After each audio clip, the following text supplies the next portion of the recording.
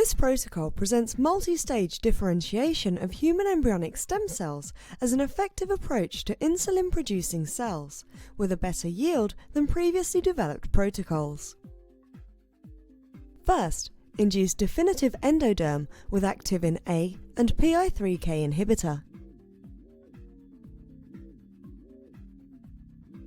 Then, to promote pancreatic progenitor induction, expose cells to cyclopamine and retinoic acid.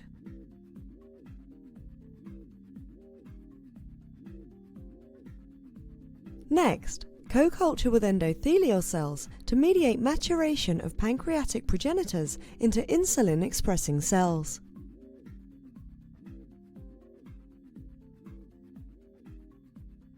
Proceed to functional analyses by immunofluorescence microscopy and qPCR to demonstrate expression of C-peptide and insulin upregulation. The main advantage of this technique over existing methods, such as Notch inhibition, is that this method results in higher upregulation of insulin, as well as higher yield of C-peptide expressing cells.